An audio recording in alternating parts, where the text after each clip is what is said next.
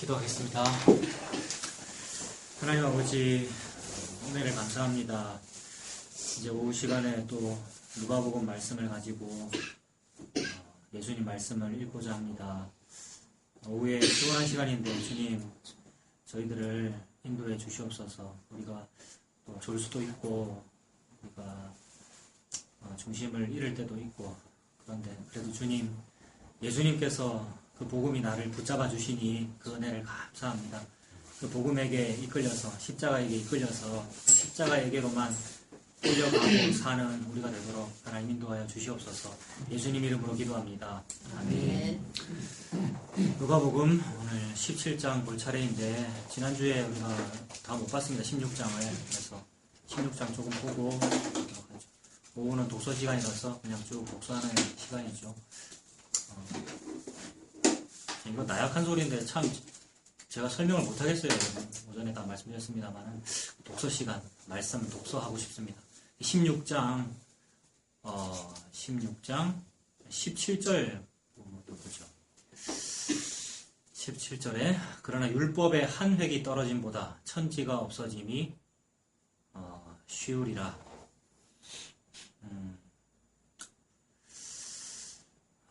율법 시대는 끝났다, 뭐 이렇게 표현하는 사람도 있고, 율법이 중요한 게 아니고 은혜다, 이렇게 표현하면서 그 말이 참 복음적이고 맞는 표현이지만, 그러나 그것을 가지고 결국 자기 탐심을 이루고자 하는 사람들이 많을 수밖에 없죠. 그것에 대하여 율법의 한 획도 떨어지지 않고 다 이루어진다, 그 말씀을 예수님 하십니다. 지금 누구한테 하시는 말씀이냐면 서기관과 바리새인들 들으라고 하시는 말씀이죠. 서기관과 바리새인들이라고 하면 종교인들 이렇게 볼 수 있죠. 오늘날 종교인들 많죠. 타 종교인 당연히 다 종교인이고요. 교회를 다녀도 그 교회가 복음이 아니면 기득권, 기존 종교권 교회, 그 기독교 믿는 것은 그 종교인이죠. 종교꾼이죠. 그들의 속마음이 탐심이 있다는 걸 아시기에, 탐심을 가지고도 예수 이름 부르기에 말씀의 계시가 이렇게 나오는 거죠. 18절에 무릇 자기 아내를 버리고 다른 데 장가드는 자도 가늠하며 무릇 버림당한 여자에게 장가드는 자도 가늠하니라. 이러한 가늠하고자 하는 이런 마음, 이 마음이 누구에게나 다 있기 때문에 지금 예수님한테 와가지고 우리는 율법 잘 지킵니다라고 말하고 있는 그 종교꾼들에게도 이미 자기 아내가 실증이 났고요. 그거 다 남자들이잖아요. 처음에는 사랑했는데 결혼생활 하다 보니 실증 났고요. 다른 여자가 보이고요. 그런데 나는 율법의 사람이므로 율법 잘 지켜야 되겠기에 율법을 자기 아내에게 갖다 대는 거죠. 율법을 저와 여러분에게 갖다 댔을 때 털어서 먼지 안 나는 사람이 있을까요? 게다가 종교꾼들은 율법 전문가라서 딱 갖다 댄 말이죠. 딱 갖다 대가지고, 뭐 우리나라 조선시대식으로 표현하면 뭐 칠거지약, 다 걸리죠. 그래서, 이런 경우에는 모세의 법에 의하여 이혼 증서를 주고, 법대로, 율법대로 이혼 증서를 주고 이혼할 수 있다. 나 절차대로 다 했어. 이혼하고 그동안 내가 속으로 흠모했었던 저 여자랑 결혼할래. 간음이다. 너 지금 법 지킨다고 법대로 했는데 그게 간음이야. 이 말씀 하시는 거죠. 그 정도로 율법의 한 획도 떨어지지 않고 다 이루어짐이 엄중한데 니들 지금 다 지킨다고 하면서 오히려 거꾸로 안 지키고 있네 라는 것을 지적하고 계십니다.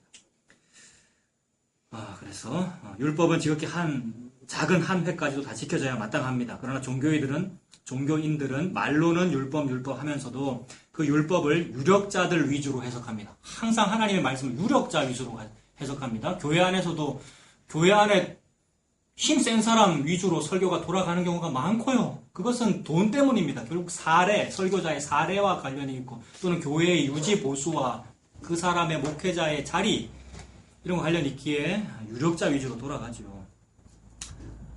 그래서 교회 내 유력자들이 헌신봉사를 많이 하면 설교자는 헌신봉사 많이 하는 게 좋은 겁니다라고 말할 수밖에 없습니다, 여러분. 교회 안에 유력자들이 헌신봉사 많이 해가지고 또 그런 사람이 간증 막 하면 나는 헌신봉사를 많이 해서 이런 간증거리가 있어요라고 간증하고 있는데 설교자가 그거 아닙니다라고 하면 충돌하게 되죠.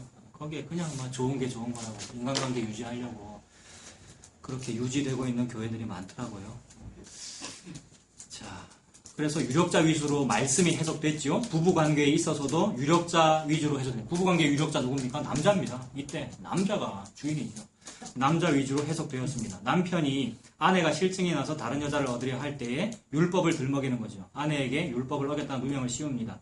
털어서 먼지 안 나는 사람이 없는 것처럼 누구에게든지 맘먹고 율법 갖다 대면 안 걸릴 사람 없죠. 전부 다 걸릴 사람 없습니다. 그래서 법대로 다 처리할 수 있죠. 이혼증서 딱 써주고, 알아, 나는 말씀대로 했다. 이혼증서 주라고 했으니까 써주고 이혼하고 가능하는 그것을 예수님께서 지적했습니다. 예. 자, 그리고요. 그런데 이제 그 율법보다 크신 분, 율법을 재정의하시는 분, 그리고 그 율법을 아예 만드신 분, 그리고 율법을 다 완성하시는 분은 누구십니까? 예수님이시죠. 예수님이 율법보다 크신 것이고, 예수님이 율법을 만드신 분이시고, 예수님이 율법을 한 획도, 1.1획도 빠짐없이 다 이루시는 분입니다. 그래서 방금 읽은 그 18절, 16절, 17절, 18절 이것과 마태복음 5장을 함께 보면 좋죠. 같은 평행 구절이니까요. 마태복음 5장 27절 한번 보겠습니다. 마태복음 5장 27절. 마태 5장 27절에서 32절까지 한번 쭉 읽어보면 우리가 다 이해할 수 있죠. 제가 읽어볼게요. 또 가늠하지 말라 하였다는 것을 너희가 들었으나 나는 너희에게 이르노니 음욕을 품고 여자를 보는 자마다 마음에 이미 가늠하였느니라. 그 27절에 또 가늠하지 말라 하였다는 걸 너희가 들었다라는 말은 구약에 적혀있기를, 모세법에 적혀있기를 가늠하지 말라고 되어 있는 거 너네들 다 아는데 28절에 나는 너희한테 말한다라고 하지요. 이 28절에 있는 이 나는 누구입니까? 예수 그리스도이고, 아까 나 버서스 나의 요 나잖아요. 요 나가 지금 27절을 가지고 가늠하지 말라 하는 걸 나는 들었고 나는 가늠 안 하고 잘 지키고 있습니다라고 요 나가 지금 자기를 내세우고 있는데 28절에 있는 나가 아니래요. 여러분. 28절에 있는 나가 에고 에임이고 예수님이죠. 그 나가 예수님이 나는 너희에게 이르노니 나 법을 재정의한다. 너 전부 다 가늠했어 이 말이죠. 음욕을 품고 여자를 보는 자마다 마음에 이미 가늠하였느니라. 마음에만 품어도 죄인데요. 가늠뿐입니까? 모든 죄들이 다 우리 마음속에 이미 다 들어있죠. 우리 마음속에. 어찌 우리가 여기서 벗어나겠습니까? 29절 만일 네 오른눈이 너로 실족하게 하거든 떼어내버려라. 내 백체 중 하나가 없어지고 온몸이 지옥에 던져지지 않는 것이 유익하며 또한 만일 네 오른손이 너로 실족하게 하거든 찍어내버려라. 네 백체 중 하나가 없어지고 온몸이 지옥에 던져지지 않는 것이 유익하니라. 아까 그 다리를 절룩거리면서 구원 얻는 것이 훨씬 유익하다는 그 말씀 같은 평행구절이죠. 또 이렇으되 누구든지 아내를 버리려거든 이혼 증서를 줄 것이라 하였으나 이게 모세법이잖아요. 모세법이 이렇게 규정한 이유는 이혼 증서를 작성하고 주고받고 위자료를 따지고 하는 복잡한 과정이 귀찮아서라도 이혼 안 하도록 만들려는 그런 법 정신인데 그걸 이용하죠. 봐라. 이혼하려면 이혼 증서 주라고 돼 있잖아. 그 앞에 있는 나겠죠. 이혼 증서 내가 다 주고 절차대로 다 할 테니까 나 이혼할래요. 나 법 다 지켰죠? 라고 한다는 거죠. 그것에 대하여 32절에 예수님 다시 정의하십니다. 나는 너희에게 이르노니. 이 말은 바꾼다는 말이지 않습니까, 이거? 다시 재정의한다. 예수님은 그러하실 권리가 있으시지요. 창조주이시니까요. 나는 너희에게 이르노니 누구든지 음행한 이유 없이 아내를 버리면 정당한 이유 없이 이 뜻이 아니겠습니까? 아내를 버리면 이는 그로 가늠하게 하며 또 누구든지 버림받은 여자에게 장가드는 자도 가늠하니라. 예수님께서 여호와이시고 법의 제정자이시며 완성자이시고 창조주이십니다. 다시 누가복음으로 돌아갑니다. 이제 19절에 다른 이야기 하시죠. 19절에 새로운 문단 시작되면서 부자와 거지 나사로 이야기 하시죠. 19절입니다. 한 부자가 있어 자색 옷과 고운 베옷을 입고 날마다 호화롭게 즐기더라. 그런데 나사로라 이름하는 한 거지가 헌데투성이로 그의 대문 앞에 버려진 채 있었다라고 합니다. 한 부자라고 하는데 이름은 없고요. 그런데 이것이 이제 실화가 아니고 개연성이 있는 허구죠, 여러분. 개연성이 있는 허구, 그럴 만한 이야기. 예수님께서 지금 지어내신 이야기를 말씀하시는 거잖아요. 그래서 뭐 허구다, 뭐 성경을 보고 허구라고 그런 맥락이 아니고 예수님이 지금 이야기를 만드셔서 말씀하시는 건데 참 재미있게 만드셨죠. 한 부자는 이름이 없게 예수님 소개하셨고 거지는 이름이 있게 소개하시네요. 나사로라 이름 특정인 이름을 지정하시네요. 저는 그냥 혼자서 상상해봤습니다. 이거 신학적인 것도 아니고 이 부분 주석을 제가 못 봤고요. 안 봤고요. 그냥 상상인데 부자는 이름이 없고 나사로는 이름이 있다. 왜 그렇지? 저 혼자 생각인데 나사로라는 사람 죽었다 살아난 적 있지 않습니까? 그래서 독자로 하여금 저 같은 후대의 독자로 하여금 이 거지 나사로 살리면 괜찮을 것 같은데 라는 생각이 들므로써 어떤 시사점을 주시네요. 그렇지 않습니까? 제가 무슨 말을 하는지 이해되고 계십니까? 저 같은 독자가 읽을 때, 예수님 나사로 살린 적도 있는데, 여기서도 나사로 살리면은 큰일 할 수 있겠네. 죽었다가 살아나가지고, 지난번에 어떤 그런 목사님 얘기도 하셨죠. 천국과 지옥을 갔다 와가지고, 네, 그렇게 하면은 영향력 미칠 수 있겠네라는 어떤 반향을 불러일으킴으로써 그것을 역으로 그거 아니야? 라는 말씀을 하시겠죠. 지금 그 얘기잖아요. 부자와 나사로 이야기가. 20절 나사로로 이름한 한 거지가 헌대투성이로 그의 대문 앞에 버려진 채 그 부자의 상에서 떨어지는 것으로 배불리려 한다. 부자의 상에서 떨어지는 것으로 배불리는 삶이 노예 생활이지 않습니까? 40년 광야 생활이 그러하고요. 70년 포로 생활이 그러하고요. 430년 애굽의 생활이 그러한데 이것이 참 비참하면서도 그러나 예수님이 나에게 주시는 것이면 감사하죠. 그래서 예수님이 나에게 주시는 만나이면 자존심 상할 일 아니죠. 개와 같이 거지와 같이 얻어먹어도요. 그래서 이것이 은혜이죠. 수로 보니게 여인은 그런 상태잖아요. 수로 보니게 여인 이름 자체가 수로와 보니게 합쳐진 거니까 잡종이라 이렇게 보면 됩니다. 개와 같은 여인.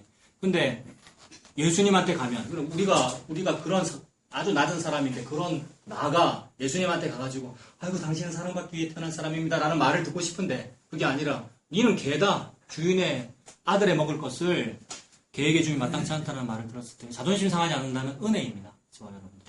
예수님께서 저와 여러분에게 듣고자 하는 말씀 안 해주시고 예수님 자기 할 말만 딱 하실 때 아멘 감사합니다. 그것이 옳습니다. 이 무익한 종에게 그 말씀 들려주시니 감사합니다 라고 되었으니 우리가 예수 믿는 거 아닙니까? 그러면 우리 은혜 받은 겁니다.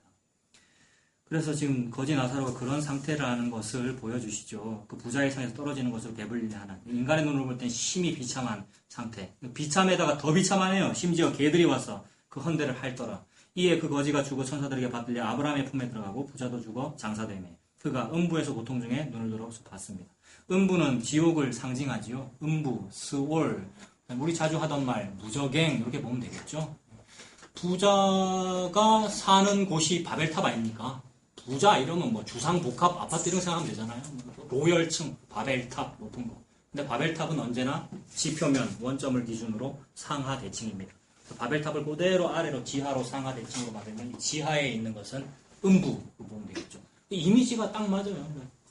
보암직하고 먹음직한 이 지상의 세계의 멋진 이 건축 문화, 뭐 메소포타미아 문명은 그대로 아래로 내리면 무저갱입니다. 그래서 성과 대를 높이 쌓고 벽돌과 벽돌 사이에 역청을 집어넣어 흔들리지 않게 만들어 꼭대기를 하늘에 닿게 하자라는 그 사상이 꼭대기를 하늘에 닿게 하자 이 말이 바닥을 모르고 내려가자라는 말과 같단 말입니다. 상하든지. 그러니 지옥 가자는 얘기죠. 그런데 예수님의 이름을 불러가며 저는 반지하가 싫어요. 로열층에 살고 싶어요. 로열층을 싫고 테라스 있는 저 위에 살고 싶어요. 저 위에 살고 싶어요. 평수 100평, 200평. 요거를 예수님 이름으로 말하고 있으면 예수님이라고 하는 구원의 이름을 지옥 가는 데 사용하는 것이니 얼마나 이게 잘못되냐는 말이죠. 예수님께서 그 말씀을 하시는 거죠. 그래. 부자는 그 바벨탑을 상징하고 거지 나사로는 은혜 받은 자를 상징한다고 보면 되겠죠. 23절 음부에서 즉 지옥에서 고통 중에 눈을 들어 멀리 아브라함과 그의 품에 있는 나사로를 보고 불러 이르되 아버지는 아브라함이여 나를 긍휼히 여기서 나사로를 보내어 그 손가락 끝에 물을 집어 내 혀를 서늘하게 하소서. 내가 이 불꽃 가운데에서 괴롭습니다. 지옥 가서 너무 힘듭니다. 천국 가는 것까지 바라는 것도 아니고 그냥 저 시원한 생수 하나만 입술에 혀에 달아주십시오. 그거 요구했습니다. 25절에 아브라함이 이르되 예 너는 살았을 때에 좋은 것을 다 받았고 나사로는 고난을 받았으니 이것을 기억하라. 이제 그는 여기서 위로를 받고 너는 괴로움을 받는 게 맞다. 그뿐 아니라 너희와 우리 사이에 큰 구렁텅이가 놓여 있어 여기서 너희에게 건너가고자 하되 갈 수가 없고 거기서 우리에게 건너올 수도 없게 하였느니라. 그래서 죽은 이후에 즉 하나님 재판장이신 하나님의 최종 판결 이후에 번복되지 않는단 말이죠. 예수님 다시 오시는 그날에 최종 판결이잖아요. 번복되지 않는단 말이죠. 그러나 때와 시기와 징조를 구하는 사람들은 그 왜 구하냐면 징조 딱 구해가지고 징조가 딱 보인다. 용하다는 어느 산에 무슨 목사님이 말씀해 준 그 징조가 보인다. 그러면 지금부터 빨리 회개하고 지금부터 빨리 준비하고 빨리 복음을 찾아서 복음 믿고 이런다고 해서 되는 것이 아니라는 거죠. 징조도 보이지 아니하고 그다음에 최종 결론이 나버리면 그 이후에 빨리 마음을 서둘러가지고 저 회개하고 예수님 믿을게요. 안 된다는 거죠. 그러므로 중세 기독교에서 그거는 지금은 우리는 그것을 카톨릭이라고 부르면서 비난의 화살을 개신교가 아닌 카톨릭이 잘못했어요 라고 한이라고 카톨릭이라고 부릅니다만은 중세 카톨릭이 기독교를 말하죠. 우리를 말합니다. 우리가 기독교인이잖아요. 그러니까 우리가 그랬고 그 모습을 개혁했답시고 작년 2017년 종교개혁 500주년을 하면서도 똑같더라 라고 보아서 우리나 카톨릭이나 불교나 기독교나 개신교나 같구나. 범종교권은 다 같구나. 이렇게 알 수가 있습니다. 그래서 그 기독교가 한 일이 성도 개개인의 행함을 부추기기 위하여 더욱 열심히 하세요라는 방법론을 사용했죠. 이것은 중세 기독교만 그런 것이 아니라 모든 자력 구원 종교가 다 그렇습니다. 우리가 우리를 구원하자. 기술이 우리를 자유케 하리라라는 모든 인간 시스템은 다 인간의 행함을 강조하게끔 되어 있죠. 그래서 인간의 행함을 강조하는 여러 방법 중에 하나가 아유, 집사님 기도도 많이 하세요. 5년 전에 돌아가신 사촌 누구 어떤 어르신 그분 돌아가셨는데 아직 천국 지옥이 결정되지 않았고 연옥이라고 하는 예비 장소에 있는데 집사님이 살아계시는 동안에 더 기도 많이 하시고 교회를 위해서 헌신봉사 하시면은 연옥에 있을 기간이 감해지고 천국으로 옮겨가게 됩니다라는 말을 하게 되었는데 그 말이 인간의 행위를 강조하여서 더 이렇게 북돋아서 잘하게 만들려고 했던 거였죠. 그래서 의도가 선하고 목적도 선하다고 이거 좋은 거라고 성도로 하여금 봉사의 일을 하게 하며 이런 말씀들 연말 되면 늘 하는 거잖아요. 성도로 하여금 봉사의 일을 하게 내년에 이제 각 부서 이제 봉사하게 만들려고요. 그런 얘기들이 종교들란 말이죠. 여기서 종교는 디바이어던을 말합니다. 사탄의 일이죠. 종교의 탈을 쓰고 즉 제사장의 탈을 쓰고 레위인의 탈을 쓰고 구원을 줄 것처럼 옆으로 오나 강도 만난 자를 스쳐 지나가더라는 겁니다. 구원 안 해주죠. 희망 구원이죠. 참 거기다가 돈 많이 썼습니다. 돈 많이 썼고 시간 많이 썼고요. 그런데 아니다. 너희와 우리 사이에 구렁텅이가 있어. 거기서 건너올 수도 없고 연옥이고 뭐고 지옥 갔던 사람 천국 갈 수도 없고 그런 일은 없다라고 말씀하시네요. 그러면 어떻게 해야 됩니까? 가까이 계실 때 그를 부르라. 만날 만할 때 그를 찾으라. 지금이죠. 지금. 예수님 믿을 수 있을 때, 믿을 만할 때 복음 믿어야 되는 걸 믿으면 안 돼요. 27절. 이르되 그러면 아버지여 구하오니 다른 거 구할게요. 그러면요. 나사로를 내 아버지의 집에 살려서 보내주십시오. 내 형제 5이 있으니 그들에게 증언하여 그들로 이 고통받는 곳에 오지 않게 하소서. 이런 나사로 요새 너무 많잖아요. 아까 그 목사님도 참 죄송합니다만 그런 분이잖아요. 이 나사로네요. 천국도 가보시고 지옥도 가보시고 근데 책도 쓰시고 그 책이 얼마나 많이 영향을 줍니까? 저 그런 얘기 너무 어릴 때부터 휴거 스토리도 많았고 옛날에 그런 이야기들 많았잖아요. 간증집 내가 경험한 지옥 뭐 이런 거 그거 아니라는 거죠. 참 갸륵한 생각 아닙니까, 여러분? 이 생각이 죽었다가 다시 살아난 사람이 얘기하면 지상에 있는 내 형제 5이 하나님 믿을 겁니다. 이 생각 갸륵한 생각이지 않습니까? 전도를 하기 위해서 그러는 거지 않습니까? 게다가 아까 출세 얘기하면서 제가 평소에 자주 말씀드렸던 거, 우리 아들 딸이 서울대에 수석 합격한 다음에 KBS 인터뷰에서 예수님 얘기하고 교회 얘기하면서 인터뷰하면 그 영광되는 거 아니냐라고 하는 그 생각이 갸륵한 생각 맞잖아요. 좋은 생각이고 교회를 위해서 그런다는 거잖아요. 근데 그런 일 없다는 거죠, 예수님은. 그런 식으로 해서 내 이름 전파할 생각하지 마. 전파되지도 않아. 이 말이죠. 예수님은 전도에 미련한 것을 가지고 하나님이 구원하고자 한 사람을 구원하시는 거지. 네가 열심히 전도하는 것 때문에, 네가 KBS 인터뷰한 것 때문에, 아니면 네가 죽었다가 살아난 것 때문에 전도가 되고 안 되고 그런 일은 없다. 그 말씀이죠. 그래서 29절 아브라함이 이르되 이건 하나님 말씀하시는 거잖아요. 그들에게 모세와 선지자들이 있으니 그들한테 들어라. 이렇게 말씀하십니다. 모세와 선지자들은 모세의 글과 선지자의 글을 말하죠. 우리나라 영어에 그런 말이 나왔는데 영어 문법에 제가 어제 모차르트를 들었습니다. 그러면 모차르트의 음악을 들었다 이 말이죠. 그래서 모세를 들어라, 선지자를 들어라 이 말은 모세의 작품을 들어라 이 말이죠. 모세의 글, 즉 하나님 말씀 들어라.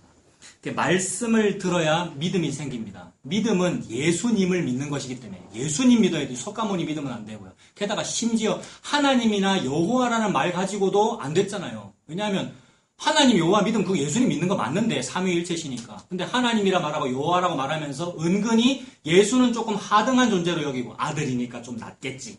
에이, 십자가 졌으니까 좀 밑에 사람이겠지라는 은근한 뉘앙스가 들어있단 말입니다. 그래서 하나님 말하고 여호와 말할 때는 괜찮아요. 뭐 말씀드렸잖아요. 연말 대시상식 뭐 할 때 대상 했을 때 어떤 스타가 뭐 무슨 교회 얘기하고 뭐 담임 목사님 얘기도 하고 하나님께 영광 돌려드립니다. 이런 말을 하면 좌중이 어색하지 않단 말입니다. 객석에서. 왜냐하면 그 하나님 믿는 사람도 많고요, 객석에. 그 다음에 서울의 어떤 부잣집 동네 문화는 그저 그냥 교회 다니는 문화이기 때문에 저 어느 그룹에 저 무슨 사모님이 어느 절에 다닌데 이러면 촌스러워 이렇게 하는 것이고요. 이 사모님도 어느 소망교회 다니고 저 사장님 어느 교회 다니고 서로 그냥 제가 너무 삐뚤어졌습니까? 서로 그냥 제휴하는 것이고요. 그게 기독교 문화죠. 이것이 로마가 추구했던 기독교 문화입니다. 콘스탄틴 대제가 313년에 우리나라 종교 오늘부터 기독교야라고 했을 때 추구했던 그 기독교 문화란 말입니다. 그거를 지금 똑같이 하고 있죠. 강남에서는 그 일이 벌어지고 있고 해운대 센텀시티에서는 그 일이 벌어지고 있습니다. 대형 교회들이 거기에서 주축이 되어 있고요. 그래서 그런 마음들이 다 갸륵한 마음이었고 전도 잘하고자 하는 마음이었으나 가짜였습니다. 그래서 믿으려면 예수님 믿어야 되는 것인데 예수님을 믿으려면 말씀을 들어야 된다는 말이죠. 그 말은 말씀은 곧 예수님 이야기다라는 말이 됩니다. 그러므로 믿음은 들음에서 나며 들음은 그리스도의 말씀으로 말미암습니다. 그러므로 믿음은 들음에서 난다. 요거를 듣는 거죠. 이렇게 요거를 듣는 건데 들음에서 나면 들음은 그리스도의 말씀으로 말미암아. 그러면 66권 모든 성경책은 그리스도의 말씀이군요. 그런데 왜 66권 성경책뿐입니까? 67권 성경책 8권째는 없습니까? 없지요. 왜냐하면 이게 그리스도의 말씀이라 그랬는데 그리스도이신 즉 목적이고 최종 종결자이신 그리스도께서 다 이뤘다 해버렸기 때문에 다 이뤘다라고 했으면 요 책의 요 종이와 이 글자의 목적이 다 이뤘다 끝났으니까 67번째 8번째가 필요 없다는 말이 되지 않습니까? 그러므로 이거를 이렇게 학적으로나마도 정리한 것이 웨스트민스터 신앙고백서거든요, 여러분. 웨스트민스터 신앙고백서는 장로교회의 그 유명한 신앙고백도 딴 얘기를 하고 있는 것이 아니라 예수로 끝났어요 라는 말을 하고 있는데 세상에 그거를 부르짖는 개혁교회라는 교회들이 구 예수는 없고 여호와는 있는 것 같은데 하나님 믿는다고 하는 것 같은데 예수님 없어요. 아니요. 예수님 얘기만 하고 있습니다. 그래서 믿음은 들음에서 나면 들음은 그리스도의 말씀으로 말미암는다. 모든 성경이 내게 대하여 증언하는 것이니라. 뒤에 있는 나. 예수 그리스도에게 증언하는 것이고 자기에 관한 것을 자세히 설명하시니라. 자기에 관한 것. 전부 다 예수님에 관한 것이죠. 그래서 여기서 하나 또 우리가 붙잡아야 될 것이 기적 바랄 것이 아니라는 말입니다. 다 이루어졌기 때문에 기적을 통해서도 이 성경책이 다 이루어졌고 종결해버렸기 때문에 다 이루었다라고 했으니 그 이후에 또 일어날 기적을 다시 추구할 필요가 없다는 말이죠. 또 신사도운동이니 새로이 일어나는 사도운동 갱신하고 아니면 다시 재현해내고 기적을 다시 일으킬 일이 필요가 없단 말입니다. 다 이루어졌으니까요. 최대의 기적은 예수 그리스도로 종결된 것이고 혹 오늘날의 기적이 일어난다면 내 같은 인간이 이게 믿어져요가 기적이죠, 여러분.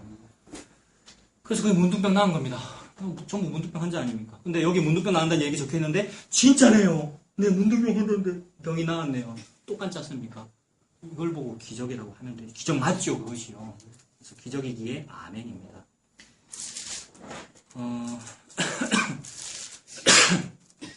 그래서 그러함에도 불구하고 기적 일어나면 사람들이 하나님 믿을 겁니다.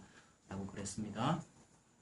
그게 30절이죠. 16장 30절. 그렇지 않습니다. 아버지 아브라함이여 만일 죽은 자에게서 그들에게 가는 자가 있으면 회개하리이다. 이르되 모세와 선지자들 다시 반복이죠. 즉 율법서, 선지서, 즉 구약 성경.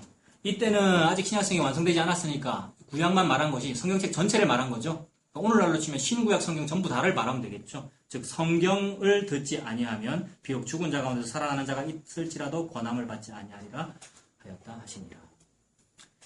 그래서 기적 바랄 일이 아니죠. 성경책이 곧 기적이고 예수님 전부입니다. 17장 보겠습니다.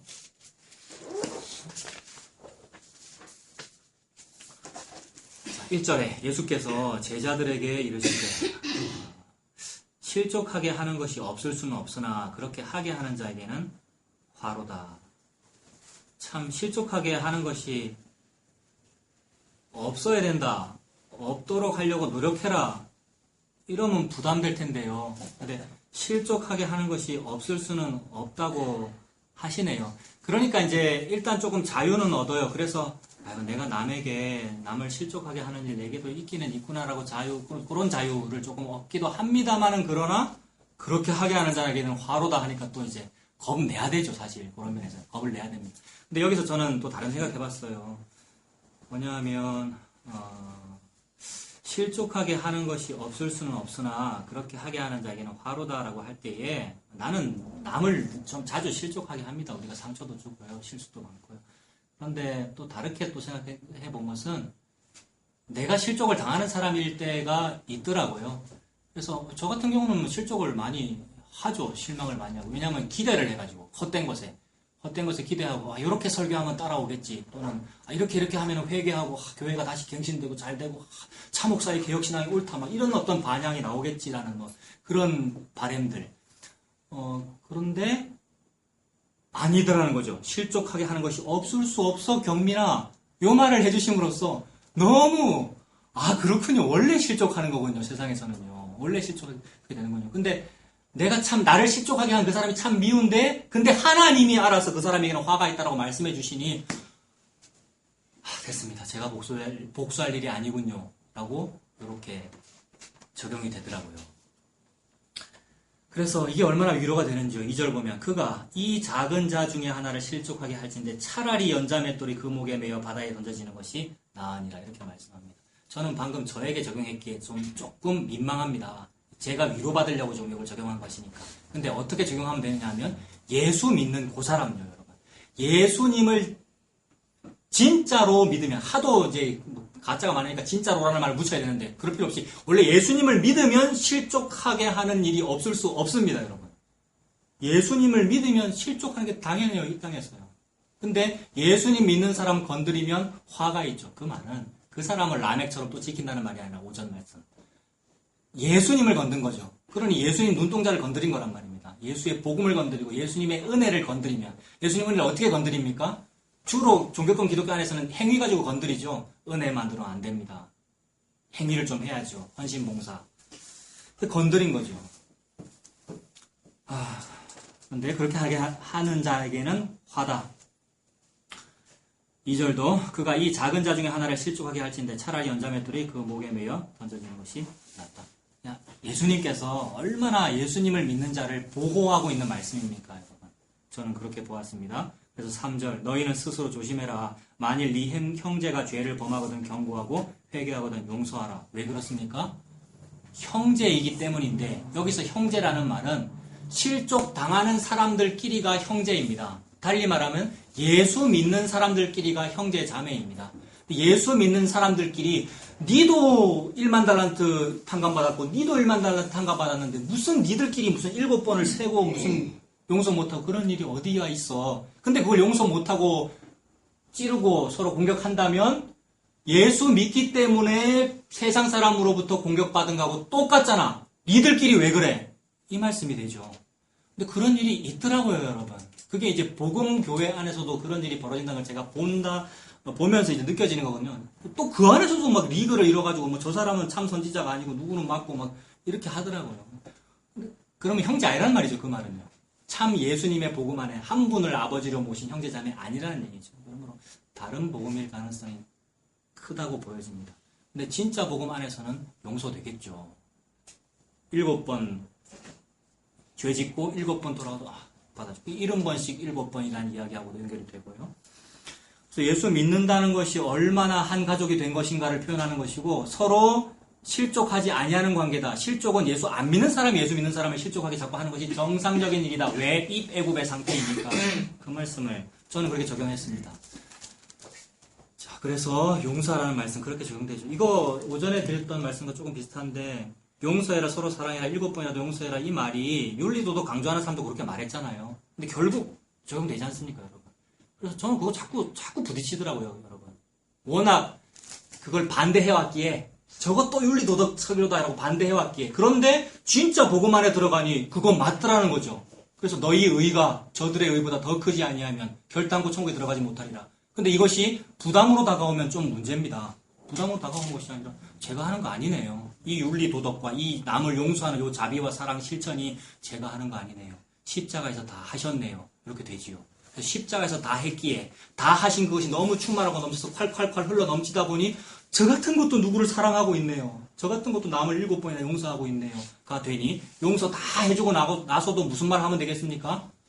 아닙니다. 저는 부족합니다. 무익한 종입니다. 용서를 싹 다 해주는 착한 일을 다 했어도 저는 참 하지 못했고요. 마땅히 해야 돼서 했을 뿐입니다. 라고 말하게 됩니다. 17장 5절 보겠습니다. 사도들이 주께 여짜오되 우리에게 뭐 달라고 합니까? 믿음을 더해달랍니다. 그래서 요새 뭐 이름 바뀌었습니다만 큰 믿음 교회도 있었고요.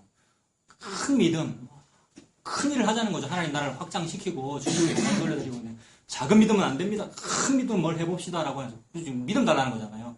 큰 믿음 달라고 할 때에 6절에 주께서 이르시되 큰 믿음을 달라고 겨자씨 한 알보다도 작은 겨자씨만한 그만한 믿음만 있어도 되는데 니들은 그만한 믿음이 없구나 이 말이죠, 여러분. 겨자씨 한 알만한 믿음만 있었더라도 이 뽕나무더러 뿌리가 뽑혀 바다에 심기어라 하였을 것이요 그것이 너희에게 순종하였으리라. 그러면 그 겨자씨 한 알만한 믿음이 뭔지 한번 예수님 설명해 주셔야 되죠. 그 설명이 뭐냐 하면 17장 7절에 너희 중 누구에게 밭을 갈거나 양을 치거나 하는 종이 있어서 밭에서 돌아오면 그더러 곧 와서 앉아서 먹어라 말할 자가 있느냐. 도리어 그더러 내 먹을 것을 준비하고 띠를 띠고 내가 먹고 마시는 동안에 수종 들고 너는 그 후에 먹고 마시라 하지 않겠느냐. 명령한 대로 종이 다 하고 막 자비를 베풀한 대로 자비 다 베풀고 남을 용서해주고 7번까지 다 용서했다고 주인이 칭찬해줘야 되니 이 말이지 않습니까? 그러니 바로 앞에 있는 말과 연결될 수 있겠습니까?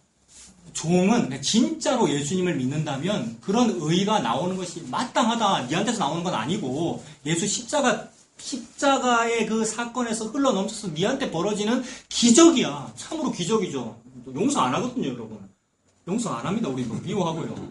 네. 누구 쳐다볼 일이 아니고 전부 다요. 네, 제가 그러하고요. 근데 세상에 어느 날 그 십자가 은혜가 되어가지고 그냥 그게 눈물이 나고요. 그냥 십자가 다라 그러고 너무 막 답답하고 막 갈급하고 힘들었는데 어느 날 복음이 들려가지고 그게 다라 그래요. 세상에 난 아무것도 안 했는데 그분이 다 하셨습니다. 해서 나 오네시모 맞네요. 오네시모. 도망 나간 오네시모잖아요. 빌레몬서의 주제가 그거잖아요. 오네시모라는 그 말이 유익하다라는 뜻인데 우리 이름은 우리 나들은 다 좋은 뜻이에요. 서울경의 옥돌민 전부 좋은 이름. 여러분 한자 이름 전부 좋은 뜻 아닙니까? 나쁜 뜻 있습니까? 전부 좋은 뜻. 그래서 오네시모가 유익이라는 뜻인데 실제로는 무익하죠. 누구에게? 인간 주인에게, 하나님 주인에게. 그래서 도망 나갔지 않습니까? 오네시모 노예가 도망 나갔으니까 그 당시 법으로는 뭡니까? 사형이죠. 게다가 그 노예를 보호해줘도 사형입니다. 그래서 우리가 도망 나간 노예이고 둘째 아들이고 탕자고. 근데 나를 누가 보호해줬냐면 예수님 보호해줬죠. 그래서 예수님 현행법에서 사형입니다. 그리고 나도 사형입니다. 근데 그 예수님이 십자가 내가 흘러넘쳐가지고 예수님 부활하셨고요. 그 예수님 나를 살려주신 나는 뭐 하면 됩니까? 저 서울경의 옥돌민입니다. 이렇게 못하는 거죠. 저 이름은 오네시모인데 무익해요. 저는 무익한 종입니다. 혹시 제가 헌신봉사를 한 일이 있더라도 이것은 마땅히 할 일을 했을 뿐 이름 낼 일이 아닙니다. 라는 말도 못하는 상태. 이게 사도 바울의 편지가 낭독되고 있는데 바로 뒤에 서가지고 고개 숙이고 있는 오네시모의 상태이죠. 이게 빌레몬 앞에서 편지가 낭독되고 있는 상태잖아요. 빌레몬서. 이것을 보고 겨자씨만한 믿음, 겨자씨만한 믿음만 있어도 세상에 상전벽해가 되고요. 뽕나무가 바닷속에 들어가고요. 이것만 있어도 너 다 가진 거야. 세상에 어느 날 성령의 바람 불어서 우리 그 믿음 가졌잖아요. 예수 십자가로 다 이루어졌습니다. 가졌잖아요. 그럼 다 됐죠, 여러분. 그래서 너무 감사하죠. 나를 무익한 종으로 이렇게 고백하게 되는 이 신앙 고백하게 해주셔서 감사합니다. 이렇게 됩니다. 자, 이것이 감사하면 예수님 감사합니다라고 이 은혜를 준 그분에게 감사해야 되는 거잖아요. 사도들이 가리켰고 세례 요한이 가리켰던 그분에게 감사해야 되는 건데 엉뚱한 데다가 감사를 하더라고요. 뭘 하느냐 하면 내가 은혜 받았으니까 이제는 은혜를 한번 갚아야지. 내가 은혜 받았으니까 이제는 한번 이런 헌신봉사를 해야지라는 행동을 하던데 이건 너무나도 갸륵한 종교성이에요. 그 다음에 개혁신앙도 그런 식으로 가르친 면이 많아요. 개혁신앙은 사실 그거 아닙니다. 그게 싫어서 개혁한 건데요. 500년 전에요. 근데 물론 칼빈과 루턴 이런 사람들이 후예들이 자꾸 이상한 일들을 할 수밖에 없었습니다만 그게 저죠. 근데 아니에요. 원래 개혁 신앙의 원리는 개혁이라는 곧 예수님을 말하기 때문에 예수님이 개혁하는 거거든요. 그래서 예수님으로 돌아간 게 개혁하는 거죠. 그래서 감사도 누구한테 해야 되느냐면 예수님에게 해야 되고, 그래 가장 감사를 잘하는 게 뭡니까? 우리 자주 하는 얘기가 엄마가 밥 지어 보슬보슬 밥 지어가지고 찬밥 안 주고요. 밥 지어서 딱 차리면서 먹어라고 할 때에 그 밥에 대해서 엄마에 대해서 가장 감사하는 건 어떻게 하는 겁니까? 막 허겁지겁가지고 엄마 너무 맛있어 이러면서 막 먹는 거, 즉 엄마에게 감사하는 것이고 엄마가 준 밥에게 감사하는, 즉 생명의 양식에 감사하는 그것이 감사인데 엉뚱한 데다 감사하다라는 거죠. 엄마 이 밥 하느라고 얼마나 힘들었어. 내가 좀 도와줄게. 밥은 내가 지을게. 막 이러고 있는다든지 설거지를 지가 하려고 한다든지 당연히 해야 되는 거지. 무슨 그걸 가지고 영광을 돌리겠다고요. 그래서 진짜 은혜를 안다면 은혜를 알아라 이 얘기입니다. 진짜 은혜를 안다면 감사해라 이 말은 진짜 은혜를 안다면 은혜를 알아라 이 말이죠. 예수 믿어라 이 말이죠. 11절부터도 그런 맥락에서 보면은 보이지 않습니까? 나병 환자 10명 이야기인데 11절에 예수께서 예루살렘으로 가실 때에 사마리아와 갈릴리 사이로 지나가시다가 한 마을에 들어가시니 나병 환자 10명이 예수를 만나서 뭐 했습니까? 보고 계십니까? 12절에 예수를 만나 뭐 하고 있습니까? 멀리 섰어요. 누가복음 17장 12절 예수를 만나, 그 다음에 멀리 섰다는 말 너무 중요한 표현입니다. 우리는 멀리 서 있습니다, 여러분. 그럴 수밖에 없어요. 나병 환자거든요. 이거 나병 환자 이사야 6장의 맥락입니다. 이사야는 나병 환자 아닙니다. 주님의 거룩한 종입니다. 주님의 선지자, 제사장, 왕, 뭐 이런 사람 나병 환자는 선지자 하면 안 되는 거거든요. 혹시 왕이 나병 걸렸으면 어떻게 됩니까? 별궁에 거하면서 정치를 해야 될 정도로 격리돼야 되는 거란 말입니다. 그래서 하나님 만나면 어떻게 됩니까? 이 입술을 가리고 윗입술과 아랫입술을 이렇게 가린다는 말은 입술이 나병 걸려서 문드러졌기 때문에 그 수치를 가려야 신 앞에 감히 조금 설 수 있는 거예요. 그래서 화로다 나여 망하게 되었도다. 화로다 나여 망하게 되었도다. 수로 보니게 여인의 상태.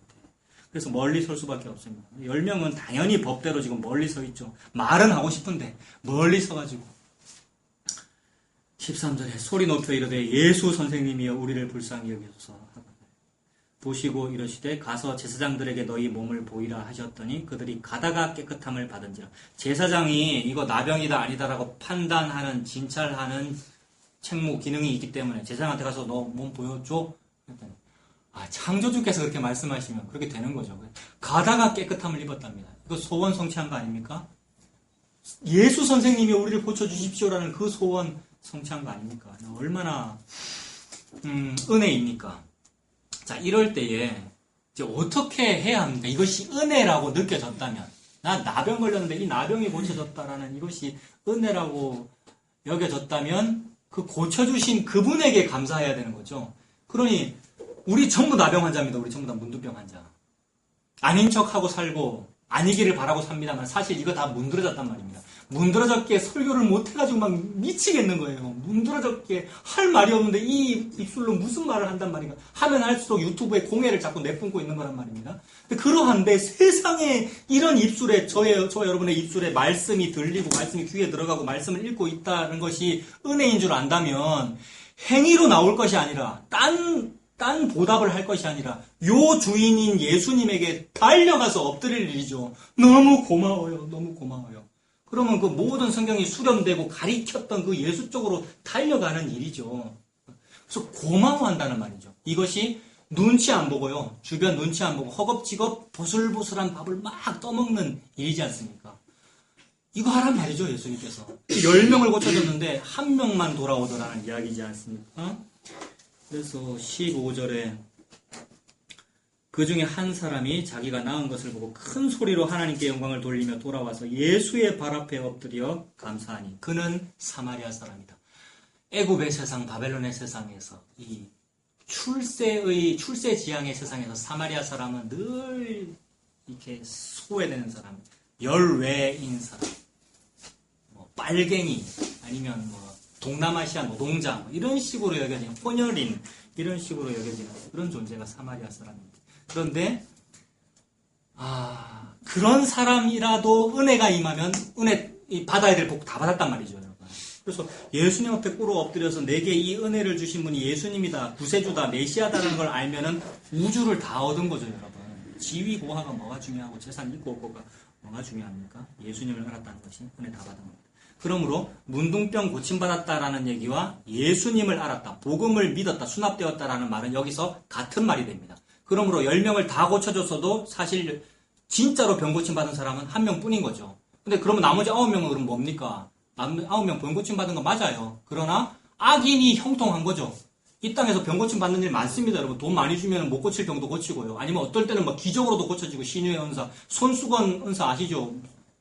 만민 무슨 교회 손수건 전국에 택배로 보내주거든요. 전화하시면 이제로. 그래서 낳는 사람 많더라고요. 유튜브에 나옵니다, 여러분. 근데 그거 병 나은 겁니까? 병 나은 겁니다. 사탄의 눈에는, 세상의 눈에는 병 나은 겁니다. 그래서 솔깃하고 좋지요. 그러나 하나님은 병 안 나았다 그러죠. 하나님이 보실 때 병은 죄인데요. 지옥 가는 게 병인데요. 우리는 강도 많아서 병 걸려서 과다출혈로 죽고 있는 상태인데, 나귀에 실려, 짐승에 실려져가지고 주막에 끌고 간 게 생명 얻은 거란 말입니다. 즉, 예수가 사마리아 사람이라고 손가락질 돌팔매질 당해가면서 예수가 나를 손가락질하는 그 인간을 끌어안아가지고 구원해 준 거, 이게 구원을 받은 것이고, 문둥병이 고쳐진 것이고, 안정매가 일어난 것이고, 맹리 눈을 뜬 일인데, 그러므로 이것이 너무 좋으면, 너무 고마우면, 나를 이렇게 끌어안아준 요 예수님에게 꿇어 엎드리게 된다는 말이죠. 다른 존재에게, 다른 어떤 제도권에게 헌신봉사할 일이 아니라 예수님한테 꿇어 엎드린다는 거죠. 이거 은혜 받은 사람에게 마땅히 나올 일이지 않습니까? 요것도 잘했다고 자랑할 일도 전혀 아니죠. 마땅히 나올 일이라서. 그래서 지금 그것을 설명하고 계십니다. 사마리아 사람이 한 사람뿐이구나. 17절 예수께서 대답하여 이르시되 10사람이 다 깨끗함을 받지 아니하였느냐? 9은 어디 있느냐? 이 이방인 외에는 하나님께 영광을 돌리러 돌아온 자가 없느냐? 하시고 그에게 이르시되, 이게 핵심이죠. 일어나 가라, 네 믿음이 너를 구원하였느니라. 세상에 구원받아야 병 나은 겁니다, 여러분. 예수님이라고 하는 은혜에 의하여 이 생존이라는 세계에서 생명이라는 영생의 세계로 옮겨진 거, 엑소더스, 탈출된 것을 보고 병 나았다, 기적이 일어났다, 구원받았다라고 합니다. 근데 이 믿음, 이 사마리아 사람의 믿음이 아니라 하나님이 주신 믿음이죠. 영세전부터, 창세전부터 영생을 얻기로 예정된 자는 다 믿더라. 예정 누가 하셨냐면 메시아가 하셨고 여호와께서 하셨죠. 그분께서 정하신 대로 다 되시는 일이, 그분이 홀로 다 하신 일이네요. 네 믿음이 너를 구원하였느니라. 이 말들은 10명 다 고침 받았더라도 요 한 사람만 병 고침 받았다라고 볼 수 있죠. 진짜 병 고침이고 진짜 구원을 받았습니다. 이 은혜가 있으신 저와 여러분 되시길 바랍니다. 20절에 바리새인들이 하나님의 나라가 어느 때에 임하나이까? 무슨 바리새인들 이러면은 이제 뭐 종교인들이잖아요. 또 제도권 종교인들. 우리가 그러하고요. 우리의 관심사는 항상 손에 잡히는 거, 눈에 보이는 거, 달력에 동그라미 칠 수 있는 거, 이런 겁니다. 그래서 저 주일 보십시오. 전부 빨간 날이잖아요. 딱 표시나는 처럼 주일날 예배드리고, 그게 자연스러운 일입니다만, 날과 달과 해와 시와 월삭과 절기, 이런 걸 막 중요시 여기죠. 그래서 어느 때입니까라고 딱 시를 물어봅니다. 그 시를 물어보는 이유는 탐심 때문이죠. 시한부 종말론자들이 시기를 알고자 하는 그 마음이 뭐 때문에 그렇습니까? 탐심 때문에 그렇습니다. 욕심 때문에. 정확하게 알고 싶다, 이 말은 욕심 때문에 그렇죠. 근데 니들이 알 바가 아니다라고 예수님 말씀하셨는데요. 자꾸 계산하고 그러죠. 자, 어느 때 임하나이까 묻거늘 예수께 대답하여 이르시되 하나님의 나라는 볼 수 있게 임하는 것이 아니다. 또 여기 있다 저기 있다고도 못하는데 보십시오. 태초로부터 지금도 그렇고 예수님도 하시오시니까 자꾸 여기 있다 저기 있다 그러고 유튜브에서도 자꾸 무슨 언제라 그러고 무슨 한국전쟁이 일어난다 그러고 땅굴 팠다는 얘기를 얼마나 많이 하는지 어떤 장로님께서요. 목사님도 그런 얘기 하시고요. 항상 그렇습니다. 따로 비판할 일도 아니고 항상 그러죠. 항상 여기 있다 저기 있다 또 하는데 아니 하나님 나라는 너희 안에 있느니라. 예수님 믿으면 하나님 나라이지요. 예수님이 왕이시고요. 우리가 신부이자 백성이고요. 두세 사람이 모인 그곳에 예수님 함께 하시고요.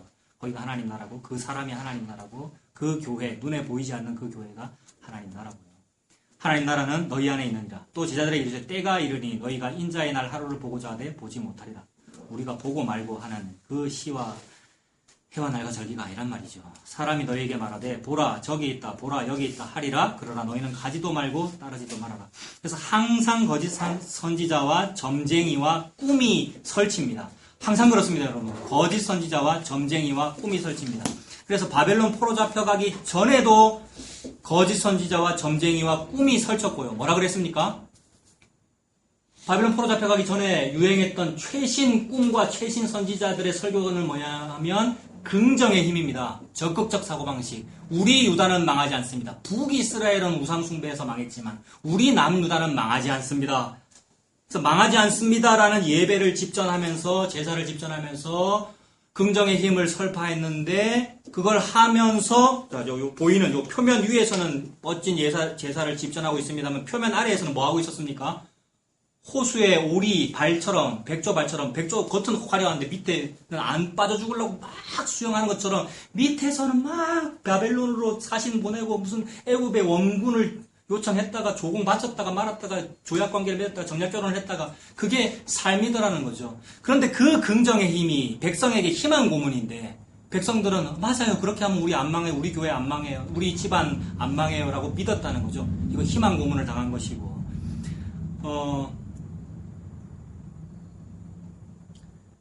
자, 그렇게 하고 있는데, 그런데 그 긍정의 힘이, 그 최근의 일이잖아요. 뭐, 긍정의 힘이니 적극적 사고방식은 좀 옛날 말이고, 1970년대 제가 들었던 말이고요. 최근에 조엘 오스틴 목사님이 뭐, 긍정의 힘 그런 책, 벌써 뭐 10년 넘었네요. 똑같더라는 거죠. 항상 거짓 선지자와 점쟁이와 꿈은 그런 식으로 설치입니다. 그런데 예레미야가 말하기를 그런 거 믿지 말고 바벨론으로 포로 잡혀가라. 그래서 포로 잡혀가서 뭐 하라 그랬습니까? 예레미야가 뭐 하라 그랬냐면 결혼하고 애 낳고 낳은 애들도 또 결혼시키고 살아라 라는 말은 바벨론에 뿌리 내리고 걱정하지 말고 살아라 라는 말이죠. 그런데 예레미야가 또 얘기합니다. 바벨론에 70년 되면 돌아올 거다 라고 해놓고는 또 얘기합니다. 거기서도 선지자와 점쟁이와 꿈을 고지 듣지 말아라. 왜 그렇죠, 여러분? 이 긍정의 힘은 포기 안 한단 말입니다. 666이라 가지고. 계속해서 7인척 얘기하면서 바벨론에서도 봐라, 우리는 망하지 않는다. 우리 바벨론 포로 잡혀와서도 그래도 우리는 여기서 회당 만들었잖아. 여기서 우리 히브리어를 고수하고 살았잖아. 실제로 그랬거든요. 우리나라 일제시대 때 한글 고수했던 것처럼 지하에서. 그들도 그렇게 민족성을 유지했잖아요. 그래서 민족성 유지한다고 지금 뭐 그러고 있습니다만 그거를 자랑하는 거죠. 그래서 우리는 이렇게 했기 때문에 우리 망하지 않아라고 또 얘기하더라는 거죠. 70년 뒤에도. 그것이 또 거짓 선지지 않았습니까? 또 전쟁이고 또 꿈입니다. 그것이 그렇게 하고 있으니까 오늘 오전 말씀이 바벨론에서 뭐 하라는 얘기죠? 그러니까 도망가라는 얘기죠. 그 꿈 믿지 말고. 근데 그 꿈을 오늘도 꾸죠. 예수의 이름으로. 꿈쟁이 요셉 만들려고. 꿈을 해석하는 다니엘 만들려고. 그래서 다니엘 학습법도 있는 것이고요. 주일학교에 어린아이들한테 하는 복음이 핵심 내용이 뭐 요셉 같은 사람이 되라는 얘기잖아요. 꿈쟁이 되라는 얘기고 공부총리 되라는 얘기고 공부 잘하라는 얘기고. 근데 전부 다 그것이 일장 춘몽이었습니다. 꿈이었고 거짓 선지자였고 점쟁이였습니다. 근데 예수님 다시 오시는 날까지 그럴 거라는 얘기잖아요. 누가복음 17장이. 그래서 그렇게 꿈을 꾸고 싶고 꿈을 해석하고 싶고 날과 때를 알고 싶은 근본 원인은 뭐냐 하면 안 망하고 싶기 때문입니다. 안 죽고 싶고 험한 꼴 안 보고 싶고 그래서 출세 못하는 일 안 당하고 싶고 출세하고 싶고 그래서 뭘 알고 싶은 거죠. 꿈을 해석하고 싶고 꿈을 알고 싶고 점쟁이 말을 용하다는 사람 목사 말을 듣고 싶고 그렇게 하는데 예수님이 뭐라 그러시냐면 17장 25절에 먼저 많은 고난을 받으며 이 세대에게 버림받아야 할지니라 이렇게 말씀하십니다. 그러니 인간이 원하는 것 정반대잖아요. 예수님이 당하시는 일이 많은 고난을 당하고 이 세대에게 버림받는 일이 먼저 있단 말이죠. 인간은 예수님 당시에도 예수님이 헤롯 궁전에 가서 등극하기를 원했고 십자가 안 원했는데 그 당시에도 예수님은 버림받는 모습으로 나타났고 그리고 예수님 다시 오시는 날까지 예수님은 버림받는 모습으로 나타납니다. 그래서 예수님이 이제 부활했으니까 성령 시대라 그러고 이제 부활의 시대라면서 어떤 이 긍정 또는 승리, 부활 신앙 이걸 강조하던데 예수님 다시 오셔야 부활 신앙이 일어납니다. 예를 들어서 제가 막 설교하다가 탁 죽으면 신장마비로 죽으면은 제가 언제 부활하냐면 예수님 오셔야 부활하죠. 그러니까 저는 부활 신앙을 믿는데요. 참 믿음이 얼마나 적은지 저 부활신앙 믿는데 부활도 안 해요. 저 죽으면 부활 안 합니다. 예수님 다시 오셔야 부활한단 말이에요. 그러므로 다시 오시는 날까지는 무슨 말을 듣습니까? 아이고 저 인간 부활신앙 믿었다더만 살아나지도 못하고 누구 안수해 보십시오. 살아난다. 에이구 그것도 못하는 게 무슨 장립집사입니까? 라는 이야기들이 세상에서는 들려올 수밖에 없단 말입니다. 그러니 그 예수님도 그런 대우를 받는 것이고 그 예수를 믿는 나도 그런 대우를 받는 것이 지극히 당연하다. 왜? 실족해 하는 일이 없을 수 없는 것이 정상이니까. 그런데 걱정하게 하지 마. 그렇게 하게 하는 자는 화가 있어. 그 화를 내가 알아서 줄 거니까 네가 복수하려고 하지 마. 걱정하지 마. 이렇게 되지 않습니까? 그래서 예수님 말씀하셨죠. 그가 먼저 많은 고난을 받으며 그 이 세대에게 버림받아야 할지니라. 그래서 예수님 그가 버림받는 것이 십자가 복음이었습니다. 그러므로 제자가 스승보다 더 낫지 못하므로 제자가 십자가 졌으면 예수님이 십자가 지셨으면 제자도 십자가의 길이 있는 것이 지극히 당연하다. 그 말씀을 하시는 거죠. 26절 그러나 모든 사람들은 노아의 때에 된 것과 같이 인자의 때도 그러하리라. 노아가 방주에 들어가던 날까지 사람들이 먹고 마시고 장가들고 시집가더니 홍수가 나서 그들을 다 멸망시켰으며 그래서 다 안일하게 살았잖아요. 시집가고 장가가고. 롯의 때도 똑같네요. 28절. 또 롯의 때와 같으리니 사람들이 먹고 마시고 사고 팔고 심고 집을 짓는다. 이거 누가 한 말입니까? 제가 방금 설명했는데. 먹고 마시고 사고 팔고 심고 집을 지어라. 요 말 하나님이 예레미야를 통해서 너네 바벨론 가서 이렇게 해라고 그랬단 말입니다. 근데 또 문자대로 그대로 봐라. 하나님이 그러셨으니까 우리 여기서 살아야죠. 이 바벨론 채로 살아야죠. 해운대 센텀시티에서 큰 교회를 건설해가지고 이렇게 하는 게 하나님께 영광되는 거 맞잖아요. 라고 하고 있더라는 거죠. 속에는 지 탐심이 있으면서. 그래서 노아의 때와 똑같고 롯의 때와 똑같다. 자꾸 뒤돌아보고 안 나오려고 그런다는 거죠. 그런데 29절에 롯이 소돔에서 나가던 날에 이게 엑소더스의 날이지 않습니까? 출 소돔이고 출 애굽, 출 바벨론 같은 개념이죠. 29절 나가던 날에 하늘로부터 불과 유광이 비오듯 하여 그들을 멸망시켰느니라. 인자가 나타나는 날에도 이러하리라. 얼마나 두려운 날이겠습니까? 기회가 없는 그 날이죠. 너무 무서워서 사나 내 위에 엎어져라. 사나 나를 좀 가려다오 라고 할 수밖에 없는 그 날입니다. 31절에 그 날에 만일 사람이 지붕 위에 있고 그의 세간이 그 집안에 있으면 그것을 가지러 내려가지 말 것이요. 밭에 있는 자도 그와 같이 뒤로 돌이키지 말 것이다. 롯의 부인을 생각해봐라.